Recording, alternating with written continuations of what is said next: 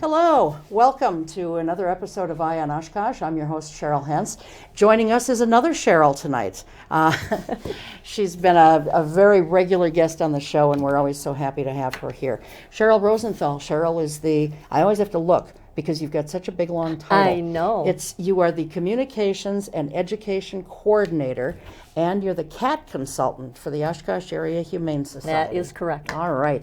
And Joni was hopefully going to be joining us tonight, but Joni Geiger, the executive director over there, is pretty sick with a bad summer cold. Under the weather. So, under the weather. But it's not COVID.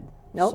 So she was that's a good tested, thing. and she's, and every day she's getting stronger, but she literally has no voice. So Well, that wouldn't be good for coming here. So no, so she sent me instead. So well, but we are happy that you're here. yeah, and I'm very happy to be here. It's always a pleasure. Yes, we've got lots of things to talk about tonight. We always do. We do, and we always end up with more than our fair share, and we have not enough time to cover Correct. it all. So the first thing I want to talk about is your annual Walk for the Animals, because that's coming up in September. It is. And of course, last year, like so many things, there was no Walk for the Animals last year. Right, it was virtual. Yeah, you did a virtual walk, and that was cool, but it's nothing quite like seeing all the animals together and that kind of thing. So when is it this year? This year it is going to be on Saturday, September 11th. It will be out at the, I'm going to cheat here, at the Expo Center. The Expo Center isn't really available as of yet. I believe what we were told is that the National Guard is doing COVID vaccinations out there until the end of September. And so we are going to be at the Sunnyview Expo area, but we're going to be in Barn E. Barn E. Yep, okay. Barn E. And our walk brochure should be coming out very soon in the next week or so. And we are having our theme this year is going to be Rock Around the Block. And what we had done, because of the ups and downs of the COVID numbers, we felt that we wanted to be very respectful of people's comfort zones. And so people will be able to participate like they did last year by collecting pledges, because this is for our medical fund, our basic medical fund. So they can still collect pledges, and they can send us pictures of them walking with their dog around their favorite block if they are uncomfortable with coming to the actual walk. And then the day of the walk at between 8:30 and 9:30, those again who want to come out and maybe walk with their friends and relatives, they can create their own little mini walk out there at the expo, and they can turn in their pledges and walk on their own if they feel comfortable. And then at 10 o'clock will be the traditional welcome from Joni and the kickoff of a group walk for those who want to do the typical walk around the grounds. We're not going to have a lot of hoopla. We are going to have some music. I'm not going to disclose that. We're hoping that people will dress up along with the theme, rock around the block, have some fun with that. And hopefully the person who's going to be doing the music is going to have some fun interacting with the crowd and making it a fun morning of camaraderie and supporting and raising money so that we can continue to help animals with their medical care. Right. And so obviously rock around the block, rock around the clock. So it's 50s type. Yep. 50s, dress 60s, 70s. We pick an era. Yeah. Pick how you want to rock. Yeah. You know? Okay. Excellent. And And should be a people lot of don't fun. have to dress up at all if they don't want That's to. true. You know? That's also true. And you don't need a pet to walk. I think that's so important. A lot of people think, oh, I have to have a pet to walk. Well, maybe you don't have a pet, but maybe you like pets, or you care about animals and you want to help those that are at the shelter. And so that's really important that they know that just come and be part of the event. Sure. So we also have the 3 days before, we have our what we call pre-check-in. A lot of times people that are coming to the walk, they like to turn their pledges in early so that the day of the actual walk they don't have to think about, they'll have their shirt. $50 earns you a free walk shirt while supply lasts. So They like to turn their pledges in early and get their walk shirts so that when they come, they're all ready to go. And what we're doing, what we did last year that was very well received, those who come to pre-register, we have some vendors on the shelter grounds. So you can do a little vendor shopping on those 3 days. And that goes at the shelter from 2 until 6. But all of that will be in the brochure, or it's all currently on our website. Okay. So any questions? So you are having vendors this year? We're having vendors. We're only having a limited number of crafters that are coming. Because of COVID? Yes. So hopefully next year we'll be back 2022, to normal? we're hoping that it'll be business as usual. But again, that will be up to whatever the committee decides. Yeah. Well, and you know, because I know we've always enjoyed having you there. Yeah. And all the vendors were also, we're so appreciative of them being there. But we thought we don't know what kind of a turnout to expect. And so, it's a lot of work, not only for us, but also for the vendors to be setting up. And it's not that we don't want them there. It's just that we feel this is going to be a very abbreviated walk. It's going to go from 8:30 until 11. And we just felt that we want to be very accommodating and not, make it fun for everybody. Right. So 8:30 to 9:30, people can walk on their own or with their own little small group. But then the regular group walk starts at 10, at like 10 always. o'clock. Yep. Okay. And then we'll wrap it up with Joni announcing maybe at 10, I think it says 10:30, probably announcing, we give an award for the person who raises the most money and letting everybody know how much money they raised. And so we leave it up to 10 or to 11 o'clock because sometimes people just like to hang out and talk to other people, look at it. I enjoy it. I'm always there, but I can't always bring my dog. And I just enjoy visiting with everybody and seeing their pets and talking. And I think it's so important that people understand, even for people who are watching this on YouTube who may not, have ever had any connection to Oshkosh whatsoever, if you just want to raise money for the Oshkosh Area Humane Society, you can collect pledges, and for people who live here and don't have a pet, or maybe do have a pet but don't want to walk, get the pledge, or it could be done online. It can all be done online. Well. If you go to our website and click on the walk, there's a little icon on the right-hand side of our homepage, and you click on that, and it'll give you all the information. Some people don't like to collect money in person. Some people like to do it online, and we have a little button that you can click, and it takes you to set up a page that you can email to all your friends and say, hey, I'm walking and so is my dog, and we'd like you to support us and support the Oshkosh Area Humane Society, and you can do it all from the comfort of your computer. Yep. And it hasn't gone unnoticed to me, and probably a lot of other people too, when they hear the day, 9/11, that of course is the 20th anniversary of the bombing of the World Trade Center and part of the Pentagon as well.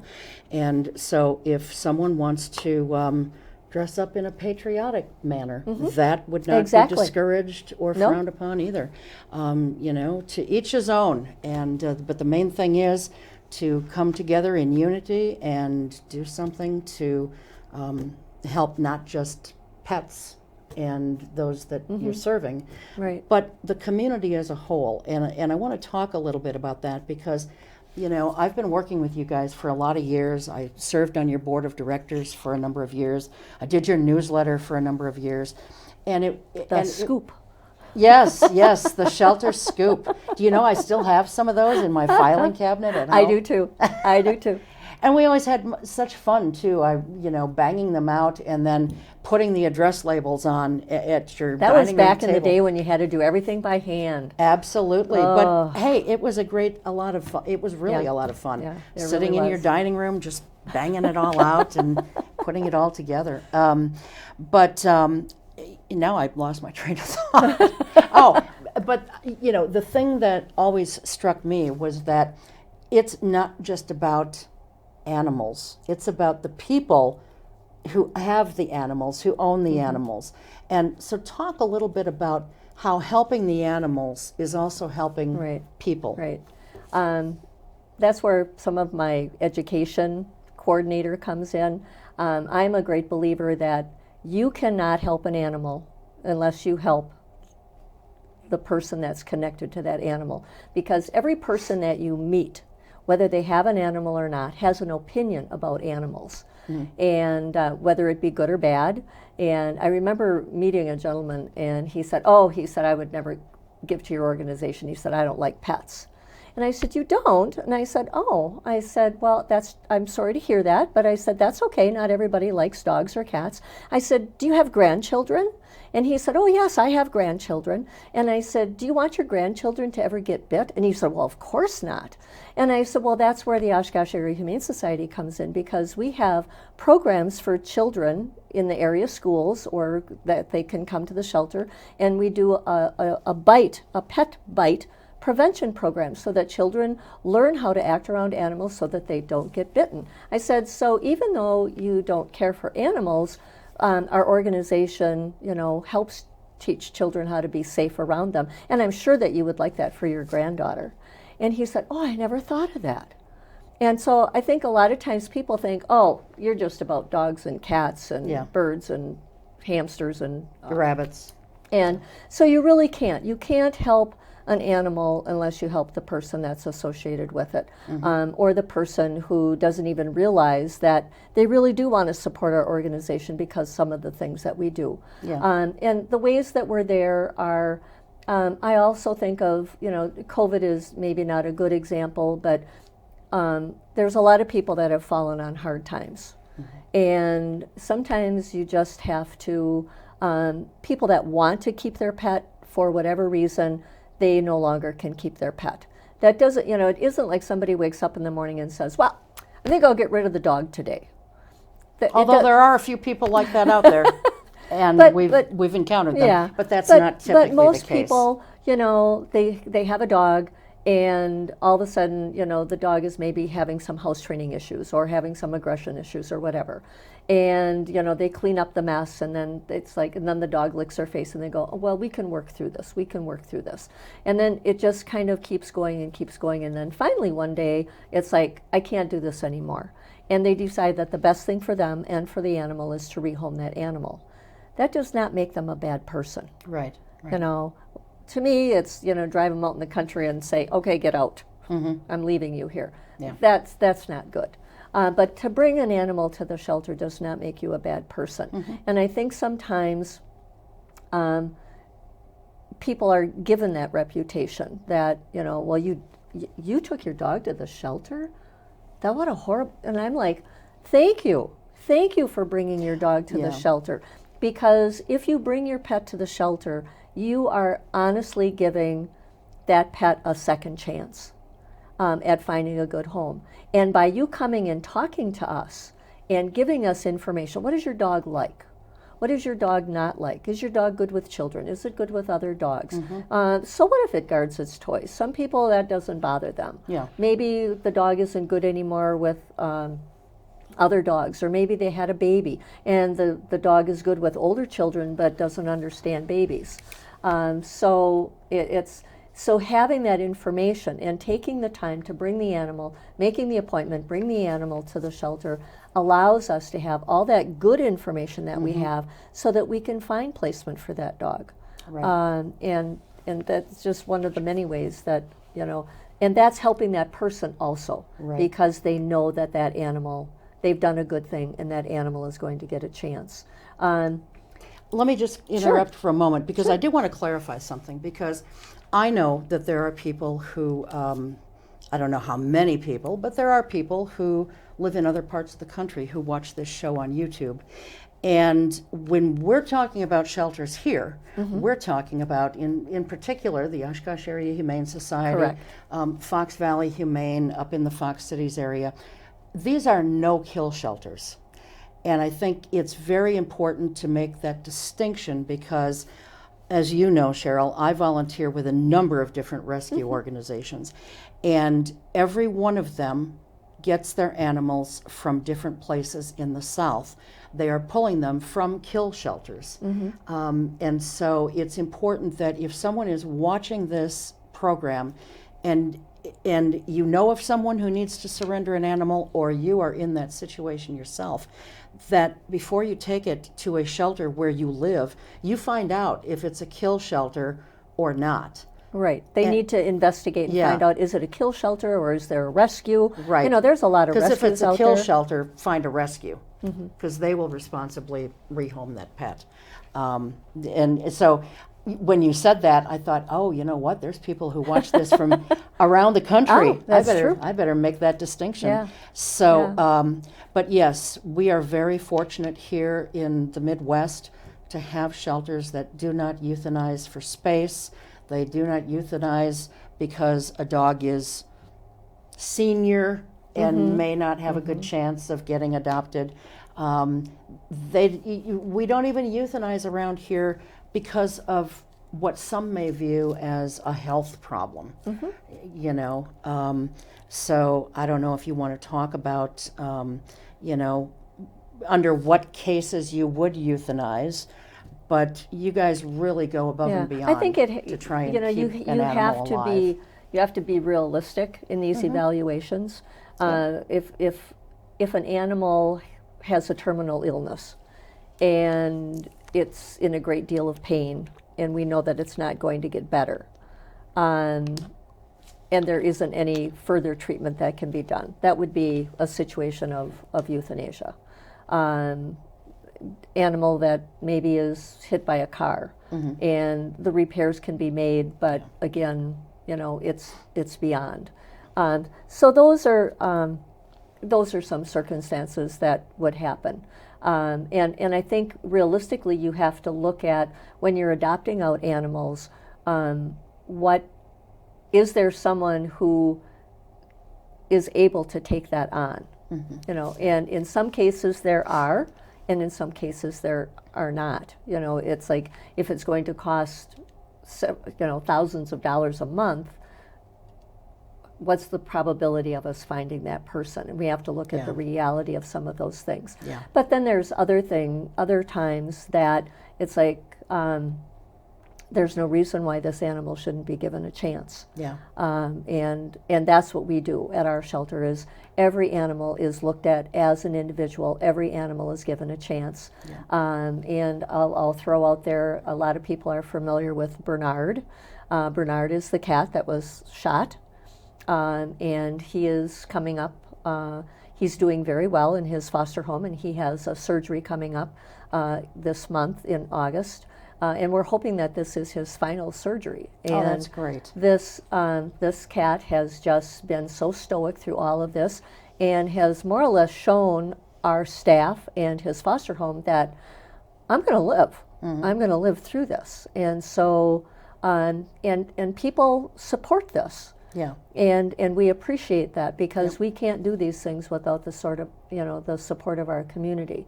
But then there are instances where there are animals that their health has gone so far that we feel that it's not a kindness. It's a better kindness to humanely let them go.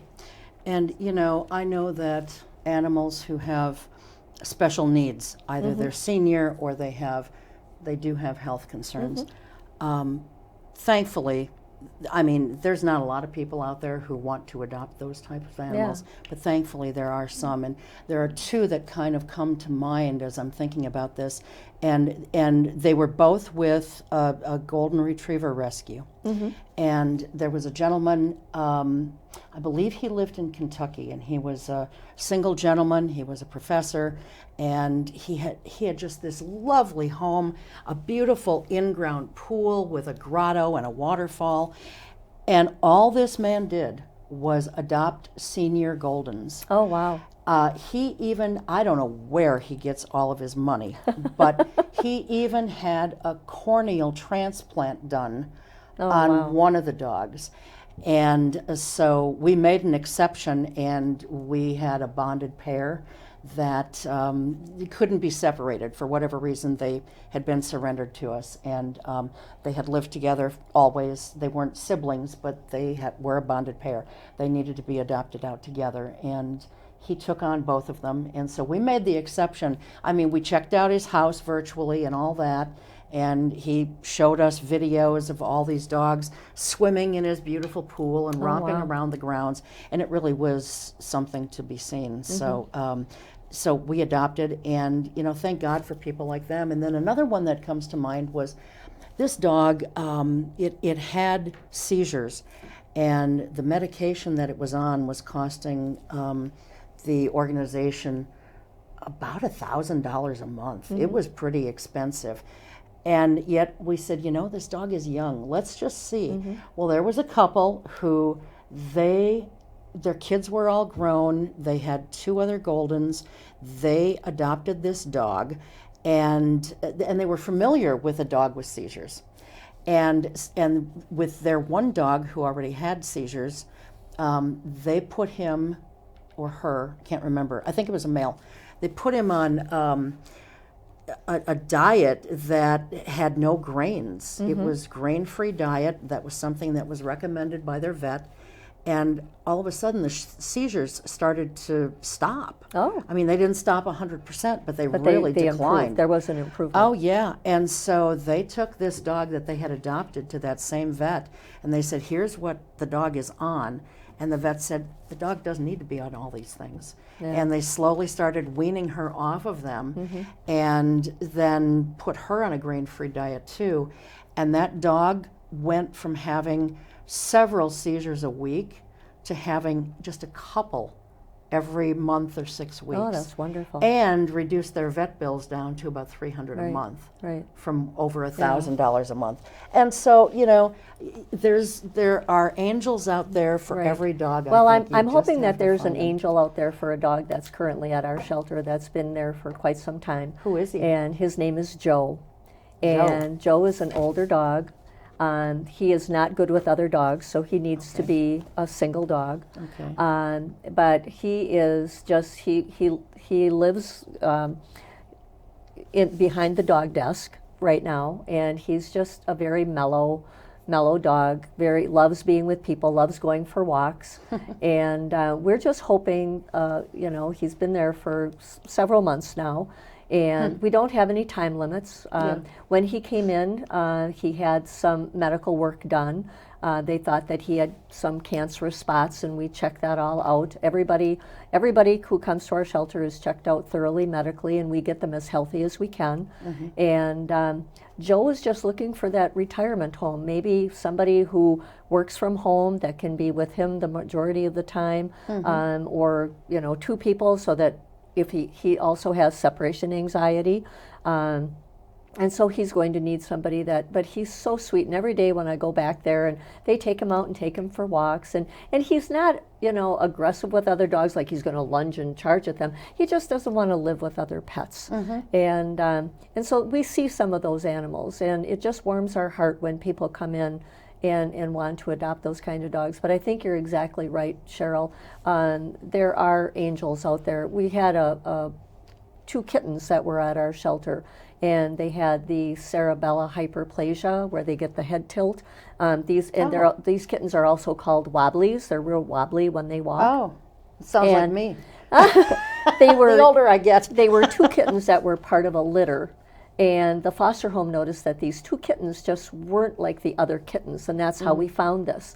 And they needed a special setup. They can't climb or jump like other kittens, and I worked with them a lot, and just they have special needs. But they use their litter box, and they eat. They're messy when they eat, and we found a wonderful home. A young man and his girlfriend saw them and drove from the Milwaukee area to visit with them, and they spent the entire afternoon with me talking and visiting with the kittens, and they said, they're meant to be ours. That is great. And they have their own Facebook page now, and it's just wonderful. So you are absolutely right that that's what we're all about, is giving every single animal that chance and not having a time limit. There are so many shelters right now. Some shelters are moving in the direction of get them in, get them out. And we're all about get them in, get them healthy, find a match. We're all about matchmaking. Yeah. How is this going to work for you and your family at home? And it isn't just, well, I think that dog's a good match for me. But our question is are you a good match for this dog or this cat or this gerbil or this hamster? Yeah. And so we want that transition into a new home. That's why we have our adoption sessions. We feel that those are so important to send people home with tools. And, sometimes people will come to the shelter and I know that they mean it, they're well-meaning, but they'll say, well, I've had cats all my life. I've had dogs all my life. Are all your dogs the same? Nope. Are all your cats the same? And I thought about it for a long time. And again, this goes back to my education programs at the shelter, is, Cheryl, when I was growing up, I grew up with electricity and I grew up with indoor plumbing. But that doesn't make me an electrician or a plumber. So sometimes when we think about animals, each animal is different. And every person who's adopting, again, that adoption session is for us to send them home with the tools we want them to be successful. We want the person to be successful, and we want the animal to be successful. And I do also want to point out, because we've had some people question this, we do take dogs from out of state. Like many of the rescues that you work with. But I want people to recognize that the Oshkosh Area Humane Society always puts our local animals first, and that the majority of animals that we take in are animals from Wisconsin. And so I want to make sure that people understand that we're not, oh, well, we've got room, we're going to get, we're not just going to get dogs from Texas. And we reach out to other shelters who may be struggling. And of course, this, summers are just horrible for most shelters. We're full on dogs, we're full on cats, and we're full on rabbits. Yeah. Well, and the other thing that I think is important to to point out to folks, Cheryl, is that the shelters around here, while you are all trying to adopt out your own animals, you are not in some kind of combative kind of competition with each other. We are all in the same line of business. We are all trying to save lives, and how we do that is we're not connected. We are all separate organizations, and each organization has its own set of bylaws and missions and board of directors and those types of things. So, but like you said, the bottom line is we all are in the same business of saving lives. Right. We each do it a little bit differently. Right. I remember years ago, this was probably, I want to say 20 years ago, maybe even a little bit more. I was looking for a Dalmatian, and you guys didn't have one, and couldn't find one at a Dalmatian rescue at that time. And all of a sudden, the next week, you guys had a Dalmatian. Yep. And you had a dog that was not getting any traction, no interest from people here. I think it was it the Sheboygan? I think it might have been the Sheboygan Animal Shelter. And they had this Dalmatian who just wasn't getting any traction there. And you guys swapped the dogs. Yep. And I think that dog that you sent there got adopted. And I still remember his name at the shelter was Merlin. And I thought, Merlin. A magician. Yeah. But he was an escape artist. He was the cutest Dalmatian. And, he was my second Dalmatian. I'm now on number 4, but he was just the best dog in the world. Right. Right. And we still do things like that. We don't transfer animals out as much as if we've got open kennels and we know that, if somebody's got a dog that's been sitting there or they have more dogs than what they can handle, they reach out to us, and our staff works with them and says, yeah, we can do that. Or sometimes we have to say, like right now, especially with cats, and we're pretty full. So we have a waiting list, and everybody. I don't know of too many shelters that, that they're open, that they can just say, oh sure, come on in. Yeah. And that is important. We really appreciate it when people call to make appointments. And one of the reasons we want people to call and make appointments, we're not trying to put people off, but we want to make sure that when an animal is coming into our shelter, that we have room for it. That we have, it's kind of that capacity of care. We want to make sure that we have space for them. And so if somebody needs to surrender their dog or their cat, we may have to put them on a waiting list, but eventually, we will welcome that animal, to the shelter. So you want people to call for appointments if they're surrendering an animal. Do you want them to call for appointments if they're adopting as well? Or where are you guys at right now with your COVID policies? Right now, our doors are still locked. Okay. Our doors are still locked. Our dog adoptions are by appointment only. And one of the things, Cheryl, that we learned during COVID, and some other shelters have learned this also, is that having people make appointments to see the dogs has really helped the stress on the dogs. And I don't think we always thought about when you have people just coming in and walking through, and then more people coming and walking through and walking through. It's very stressful for the dogs. Sure. Where now the dogs are by appointment, and so it's easier, it's less stressful for the dogs. And it's easier for us. What we're doing with the dogs is we ask people to go to our website, fill out an application. If you see a dog that you like, even if you don't see a dog that you like, but you're interested in adopting, fill out an application and submit it to our dog adoption people. They will look over that application and they will contact you and say, well, what exactly are you looking for? Well, or I looked over your application. We don't have anything that, we don't have any kid friendly. I noticed that you have a lot of little children. We really don't have anybody dog friendly right now.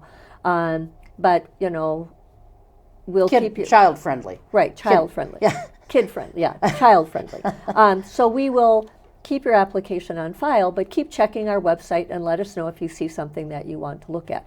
I have to be honest, the majority of people see something, someone, dog, cat, be it, or small mammal, and they will submit the application for the dog, and then we make an appointment for them to come and spend time with the dog. But in the meantime, our adoption staff are also going, okay, these people are coming to visit this dog.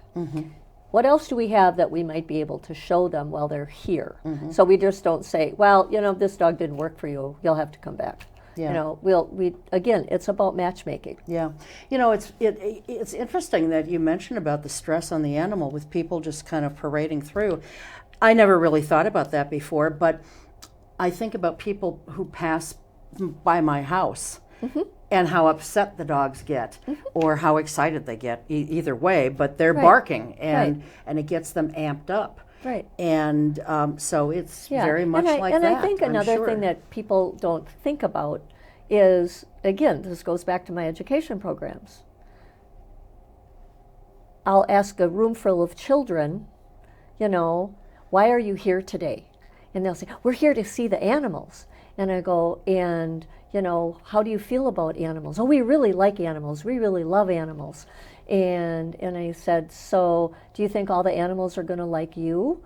And they go, yeah, they're going to like us. And I said, well, what are you taught about strangers? And the kids will say, oh, strangers, stranger danger. And I said, well, what does that mean exactly, stranger danger?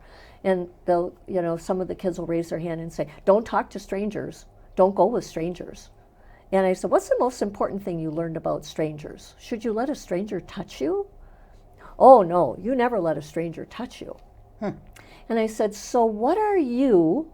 I said, you and I just met. And so, am I a stranger? And they're kind of like, well, kind of.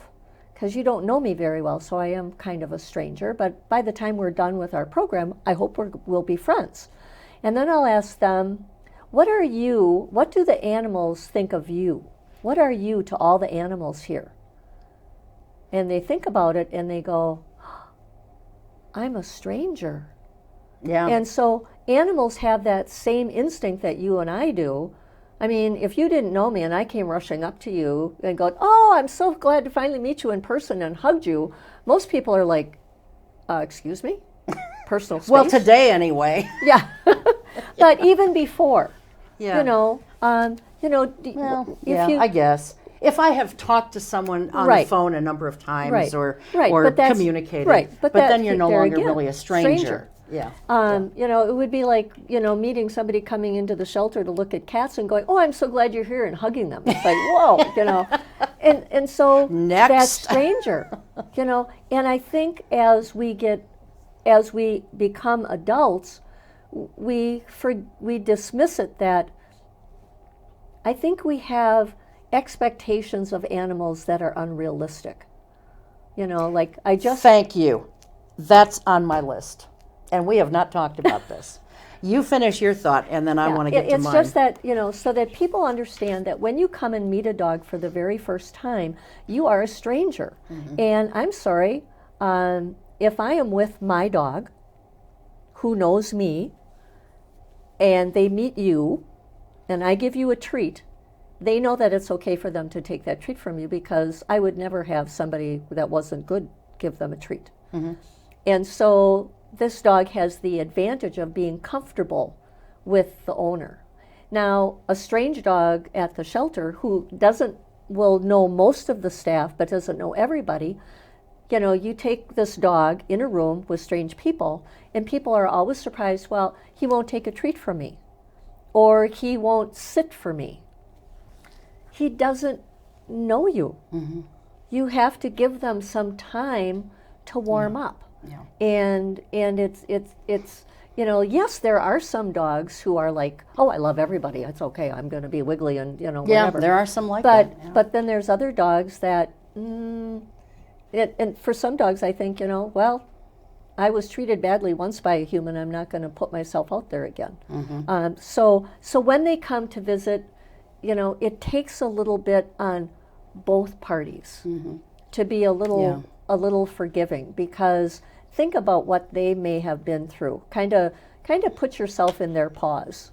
Where have they been? Yeah. And kind of cut them a break. Because I had one gentleman say to me, he said, I walked through this was before COVID, I walked through and all your dogs barked at me. And I'm like, well, some are barking for attention and some are barking to tell you to go away. Yeah. What can I say? And we do try to do and I'm sure you're familiar with that with other shelters, we do the, we call it treats from heaven, where you walk through the dogs and everybody gets a treat. And so they start associating when somebody walks through that good things are going to happen. And then we narrow it down that if you're barking, you don't get a treat. If you're not barking, you get a treat. And dogs figured that out. They'll, how come that one got a treat and I didn't get a treat? Oh, I barked.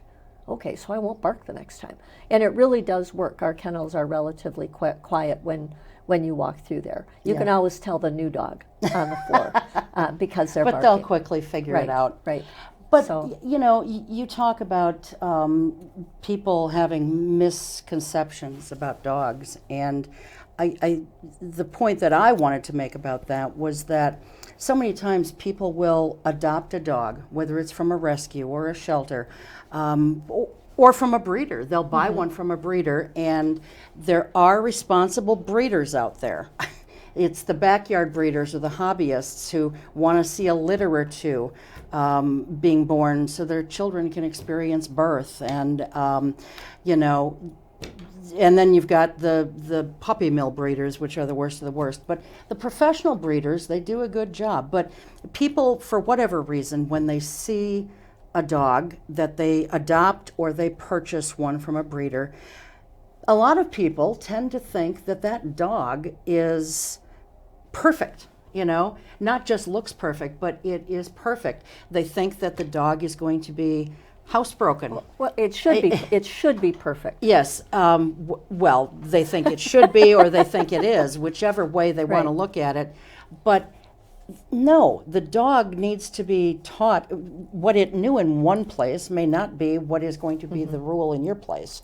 And if it's, not housebroken, well, you're going to have to housebreak it. Right. Even if a dog has been housebroken, it may regress for a few days I'm or in so. a strange place. Yes. I don't know what the rules are here.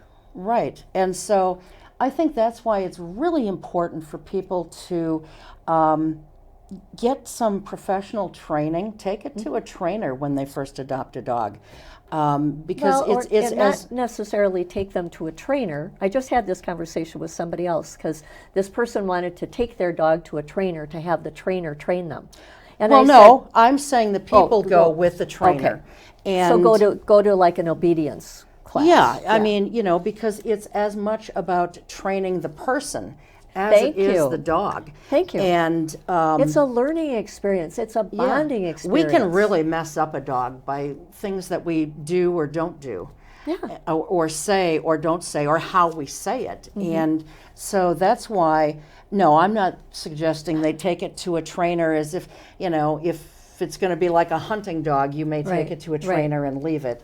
And then you come back and you pick it up and it's all ready to be, well, this a person hunting dog. wanted their dog to go to a trainer. And I said, I'm going to ask you, even if it's a hunting dog and you take it to a trainer, the trainer has to give you some feedback as to, now this is how you get this response from this dog. Because, maybe when I call my dog, I say spaghetti, and maybe when you call your dog, you say potato.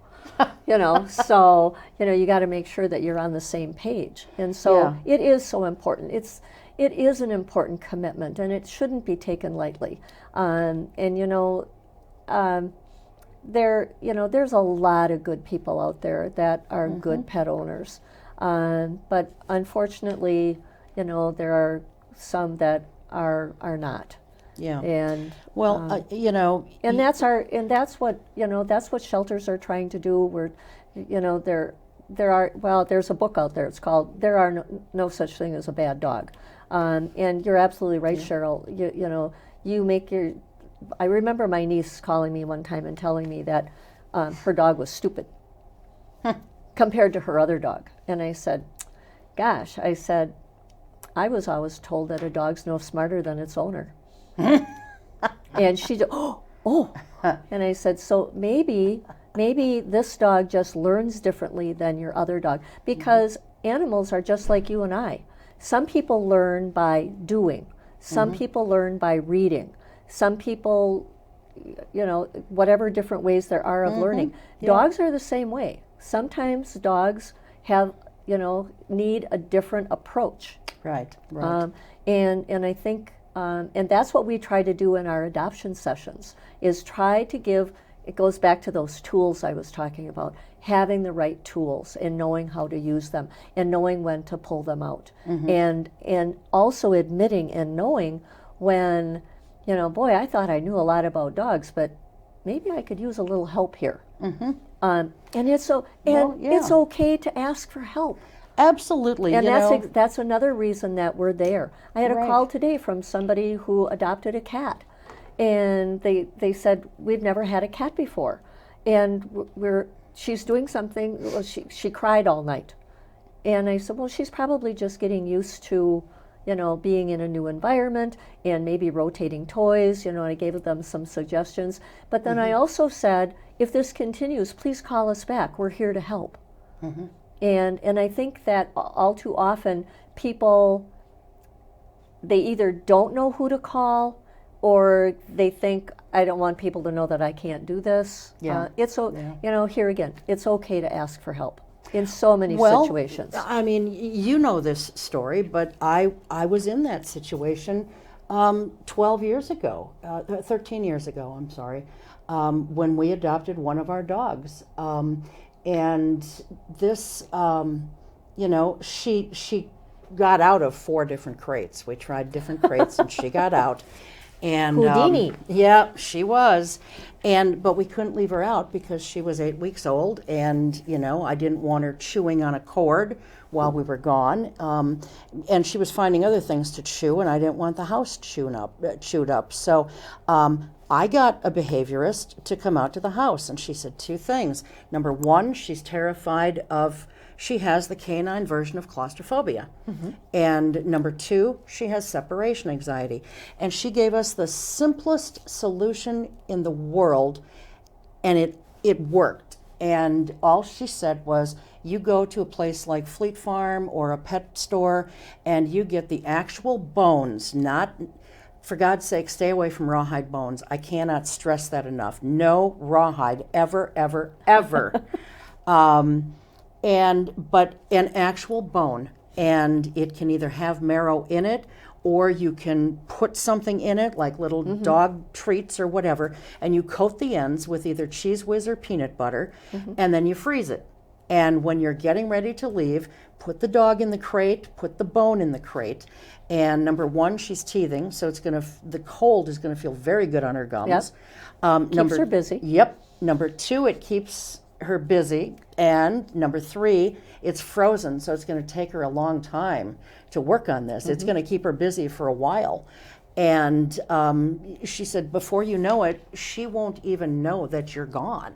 Right. And then at some point, she'll look forward to you leaving. Yes, because she gets a then I treat. get that treat. It's all about conditioning. And do you know, Cheryl, well, I know you know, because I've told you the story, within 4 weeks or so, that dog could be left anywhere in the house. She did nothing. She chewed up nothing in the house. She, and then she'd go in the crate on her own, but it might have been with the door being closed that it freaked her out a little. But that dog turned out to be the best dog in the world that I have ever had, and it killed me when I lost her last year to cancer. Yeah. But, they're all smart. Yep. Cesar Millan has this new program out. What's it called? It just started in the last couple of weeks, and I'm not a fan of all of his techniques, but it's good human, good dog, or something like that. I don't know. I'm not. Yeah, it's a brand new thing that just started. Yeah. And we just always encourage people, when you're looking for training, when you're looking for a good obedience or training session, look for a trainer that uses positive reinforcement. Absolutely. Yep. Nobody likes to be yelled at. I mean, if you're a teacher and you yell at your students and tell them they're stupid, they're not going to pay attention. Yeah. If you praise them and tell them, you know what, you did a really good job, but maybe next time you could try this or whatever, honey gets you a long ways, and so do, working with your dog and giving them positive reinforcement, and always ending on a positive. If you're teaching something, let's say that you're teaching sit and your dog knows sit. And so your dog gets a treat for sit, but you want your dog to learn to do down, and your dog's just not catching on, and you're getting frustrated, and you feel your voice going up, and you're kind of yelling at your dog, and your posture is getting stiffer, and your dog is like, oh, she's getting angry with me. It's time for you to recognize that it's okay that your puppy or your dog isn't catching on right now. So let's back up, and can you give me a sit? Oh, look at that good sit. Give you a treat and then end the session instead of pushing and pushing and pushing. And I think because we want our dogs to be smart, because we know that our dogs are smart, we get frustrated when we can't get them to do, and we have to remember they don't talk the same language that we do. Right. When we're talking, it's like want, want, want, want. That's want, another reason why working with a trainer or a behaviorist is so important. Yes. Hey, look, I've been around dogs my entire life. We were raised with dogs.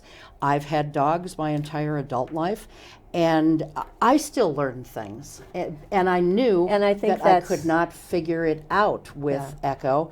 And other people may have just said, we're done. We can't crate her. We can't not crate her. Right. And I think She's that's key. Going back. That you can always learn. We never stop learning. Never Right. stop looking for answers. Never stop asking questions. And I think that's really important. Right, and we're down to about 10 minutes, so I want to get to the things. See, we never have know, a we never shortage have of things enough to time. talk about, but I want to get to the things that you had mentioned were important to you.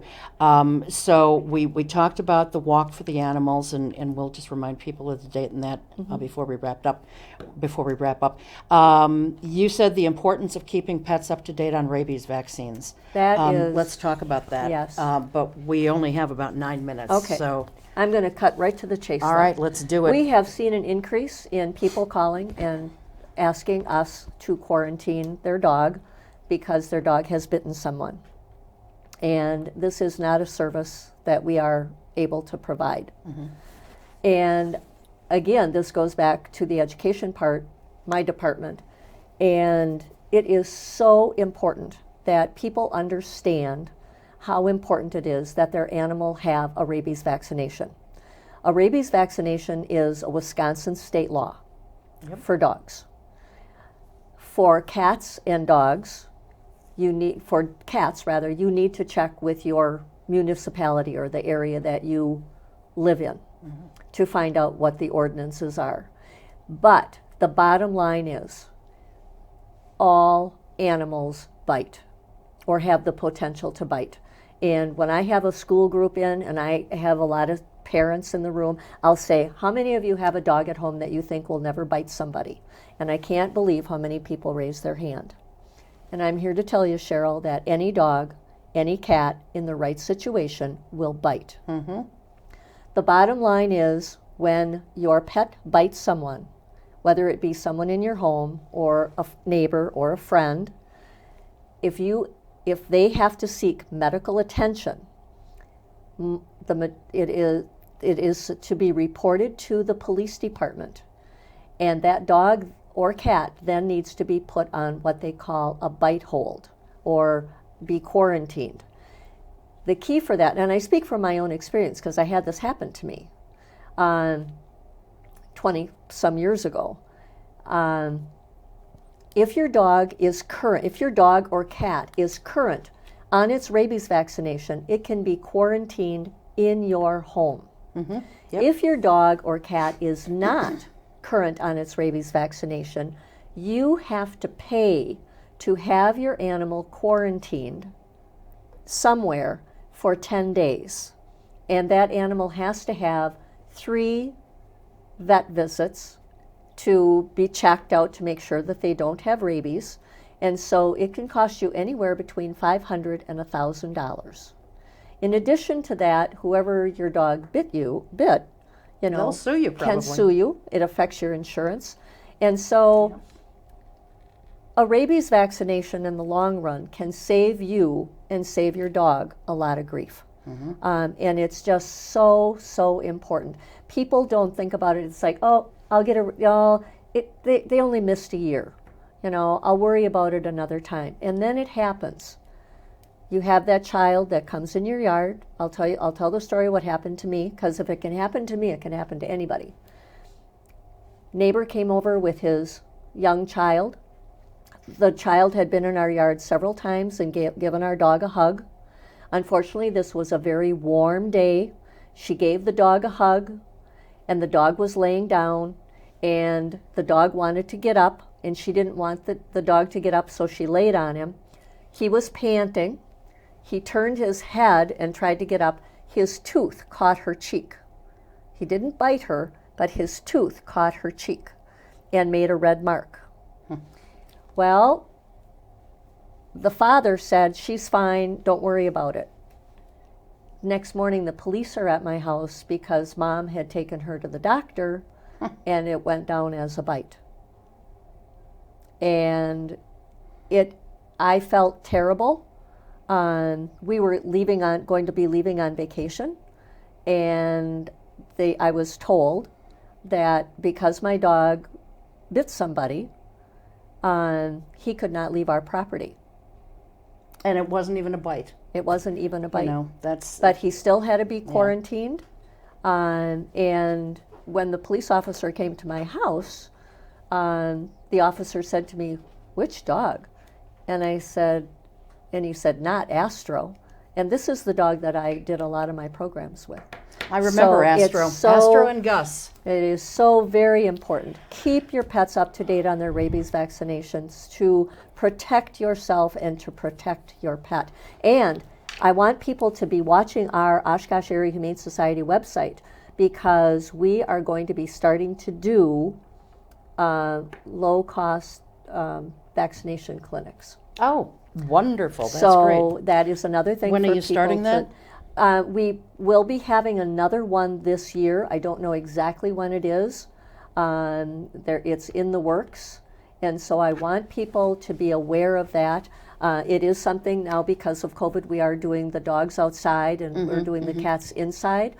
So we're not going to be able to do it, through the winter, but we do want people to be aware how important that is and to watch our website for that information, because that can help them. All right, we got 3 minutes. Okay. Let's see. Different on purpose. That's what the motto is for the shelter. We don't have time to get into this. I think we altogether. covered some of that in the beginning. Yeah, we really did. We talked about, that we're a no-kill shelter. We help all ages, shapes, and sizes of animals. Every animal is treated as an individual. Every animal gets complete medical care. There's no time limit how long an animal is there. Right. And everybody's, all the animals are spayed or neutered and Are they vaccinated. microchipped? Yes, they are. Okay. Yes, they are. Well, the other thing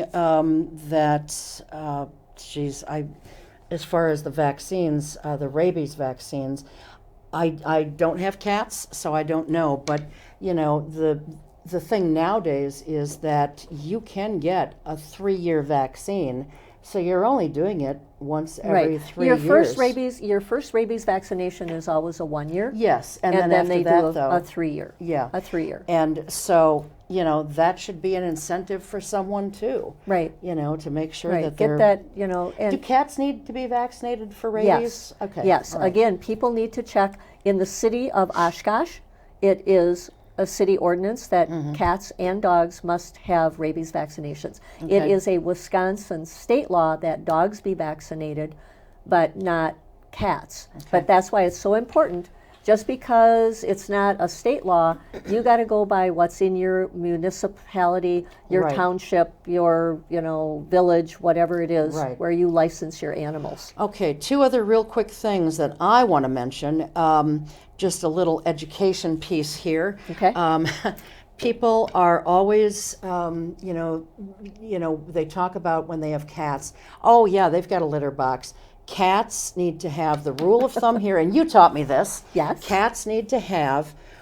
You have to have 1 litter box for each cat plus 1. So if you have 3 cats, you should have 4 litter boxes.